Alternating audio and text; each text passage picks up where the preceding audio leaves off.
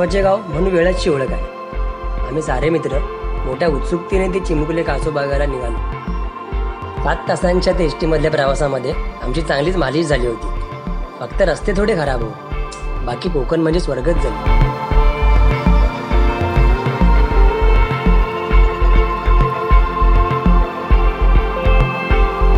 गावातली प्राथमिक शाळा हेच वेळाचं बसस्थानक। आम्ही पोहोचलो तेव्हा 26 जानेवारी निमित्त झेंडावंदनाचा कार्यक्रम होता। झेंड्याला सलामी दिली आणि शिक्षकांनी दिलेली चॉकलेट चगळत आम्ही पुढे निघालो।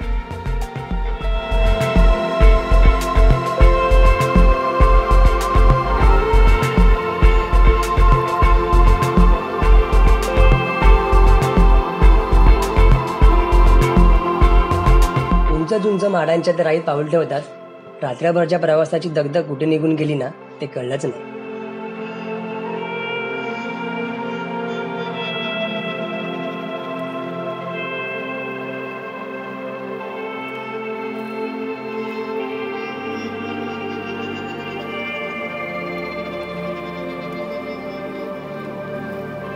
समर्थ कृपा होमस्टे यांच्याकडे आमची राहायची व्यवस्था होती।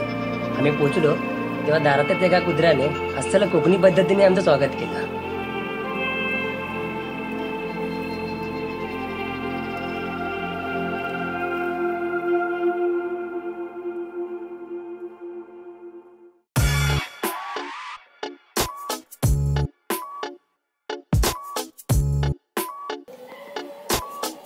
आम्ही आता आंबोळ्यावर ताव मारतोय। बरं आता बाहेर तिथे बसत नाही, कारण की भीती अशी आहे की मी इथे बघत बसणार आणि हे लोक आंघोळ्या संपवणार। तर आता माझं लक्ष इथे, बाकीचं बघू नंतर।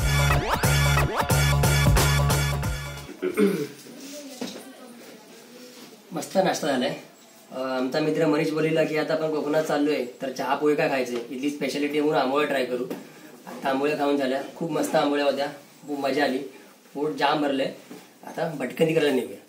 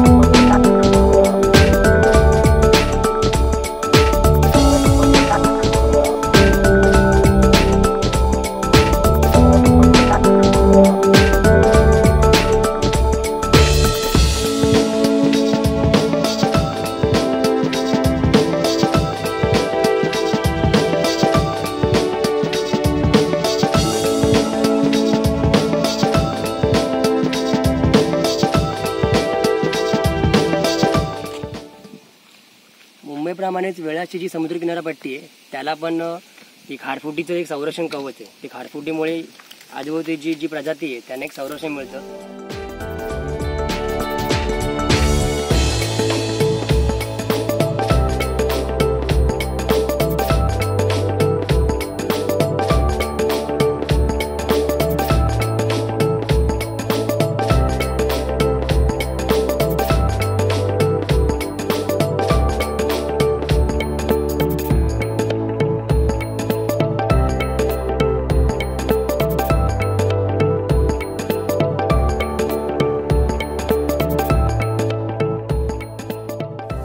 ग्रामपंचायत एक दिवस ठरवते, म्हणजे मार्च महिन्यामध्ये किंवा एप्रिल महिन्यामध्ये अशी काही डेट्स ठरवते की या दिवशी इथे कासव महोत्सव होणार आहे। मग बाहेरून पर्यटक कासव महोत्सवासाठी येतात। आता हा जो काळ आहे ना, हा काळ कासव इथे अंडी देण्यासाठी येतात। इथे अंडी दिल्यानंतर साधारणपणे 45 दिवसांनी 45 ते 50 दिवसांनी त्या अंड्यामधून कासव बाहेर पडतात आणि ती पिल्लं पुन्हा समुद्रामध्ये जातात। तर तो काळ असतो साधारणपणे मार्च आणि एप्रिलमध्ये। ते 2 महिने असतात तेव्हा अशी इथे रेलचेल असते पर्यटकांची। कासवांच्या व्यतिरिक्त पण इथे बघण्यासारखं खूप काही आहे, म्हणजे खूप सुंदर किनारा इथे येऊन वेळ घालण्यासारखा किनारा आहे। तर आपण एक काम करूया, आपण तो किनारा बघूया, तो किती सुंदर किनारा आहे।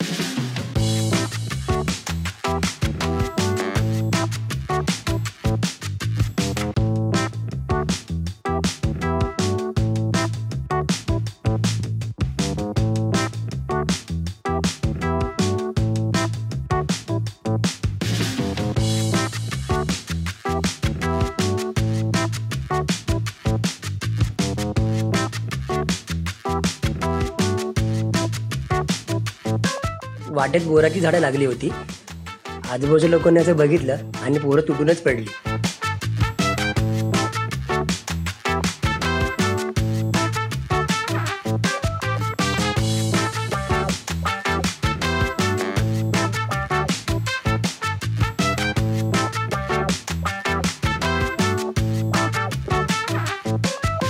समुद्रावरच्या हवेमुळे गावातल्या घरातली कौलं उडून जात. त्यावर उपाय म्हणून इथे सुरूच्या वनाची लागवड केली. त्यामुळे संरक्षण तर झालंच, पण इथलं सौंदर्य पण वाढलं.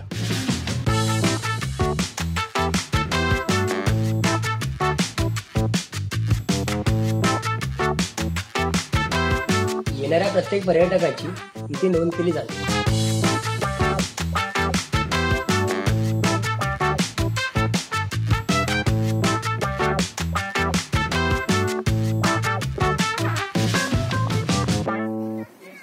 महाराष्ट्र मेरीटाईम बोर्डने इथे पर्यटकांच्या सुरक्षेसाठी आता पावलं उचलायला सुरुवात केली. इथे काही लाईफ जॅकेट्स वगैरे सगळे आणले, म्हणजे समजा कोणी पाण्यामध्ये जाऊन बुडालं तर त्यांच्या मदतीसाठी काही करता येईल म्हणून. तुमचं नाव काय? माझं संदेश भोगल. संध्याकाळी किती वाजेपर्यंत खुला असतो? 7 वाजेपर्यंत. 7च्या नंतर येणं बंदी आहे ना? बंदी 7:30च्या नंतर जाईल ना तर त्याची जबाबदारी. पण 7 पर्यंत आम्ही जर असतील पर्यटक तर आम्ही सांगणार बाबा 7 वाजले तुम्ही जाऊ शकता. पिण्याला अजिबात एंट्री नाही इथे. अच्छा. पिणं अजिबात काय चालत नाही. ते तर असलंच पाहिजे, ते खूप स्ट्रिक्टली केलं पाहिजे. कारण ही बॉटल बिटल इकडे टाकतात, एखाद्या पायाला लागेल किंवा काय लागेल असं भीतीवर नाही. आताच आपल्या इथले लाईव्ह गार्ड सोबत बोलणं झालं. त्यांचं हेच म्हणणं आहे की ते त्यांचं सांगायचं काम करतात, तुम्ही स्वतःच्या जीवाची काळजी ठेवा म्हणून. पण काय की तरुण पर्यटक जो असतो ना तो कोणाचं ऐकत नाही. तो आज खोल पाण्यामध्ये जातो आणि शेवटी जीवाला मुकतो. आणि मग अशा केसेस होतात की मग त्यांच्यावरती त्यांची जबाबदारी आहे की लोकांचा जीव वाचवणे. पण अशा लोकांना आळा घालणं हे पूर्णपणे त्यांच्या हातामध्ये नाही. तर आपण पण एक आपली स्वतःची नैतिक जबाबदारी आहे की आपण ज्या कुठल्या ठिकाणी पर्यटनाला जातो तर एक नैतिकता नावाचा प्रकार असतो. काही बेसिक क्रायटेरिया असतात, बेसिक गोष्टी असतात, त्या फॉलो करा आणि पर्यटनाचा आनंद घ्या आणि दुसऱ्यांना 15 सवू देऊ नका, स्वतः पण मजा करा.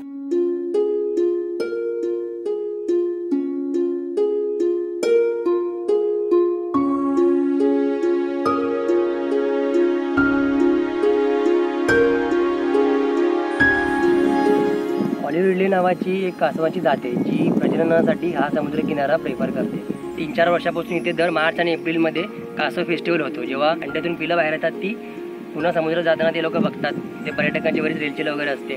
ह्या जाळीमध्ये आता साधारणपणे 4 ठिकाणी त्यांनी अंडी देण्याची सोय केली. साधारणपणे 7,500 पर्यंतची अंडी त्यांची इथे असते.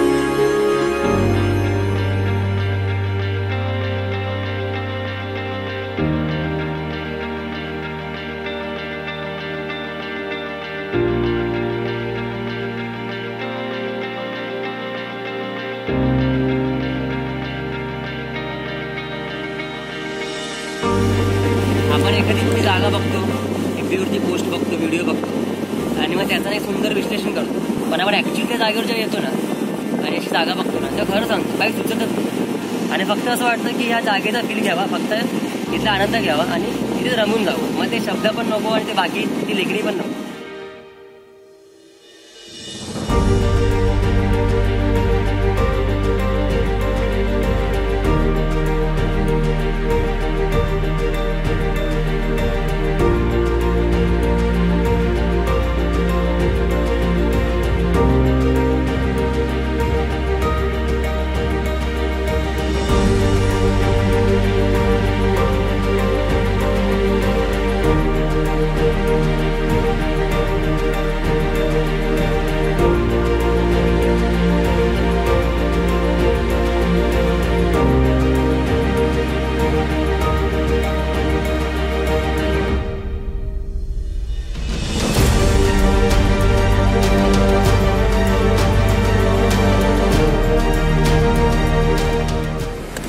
मस्त त्या वेळाच बीचवरती मजा करतोय.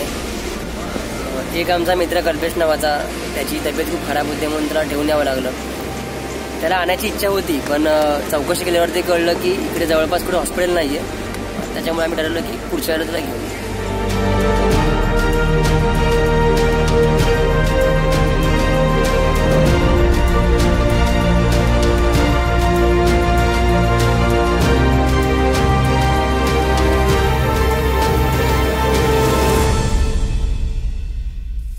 वेळासला आम्ही आलो होतो ते खास कासव बघायला, पण कासव काय पाहता आले नाही. त्यामुळे आम्ही हिरमुसून गेलो होतो. पण वेळाचा प्रवास काय एवढ्या संपण्यासारखा नव्हता. वेळाचा पुढचा भाग पण आम्ही लवकरच घेऊन होतोय आणि तोही तुम्हाला आवडेल अशी आशा आहे. फक्त तोपर्यंत सोबत राहा. धन्यवाद.